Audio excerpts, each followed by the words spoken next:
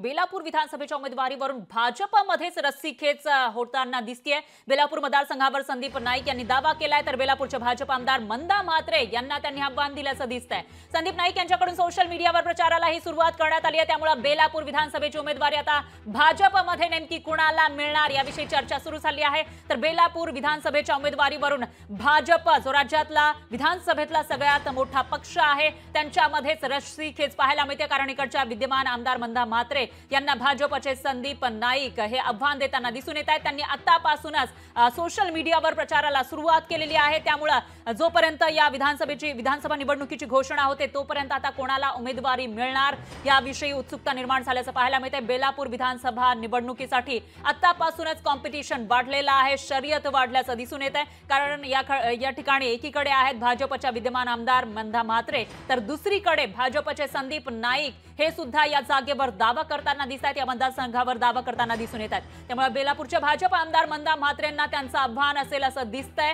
आणि संदीप नाईक यांच्याकडून सोशल मीडियावर प्रचारालाही सुरुवात करण्यात आली आहे।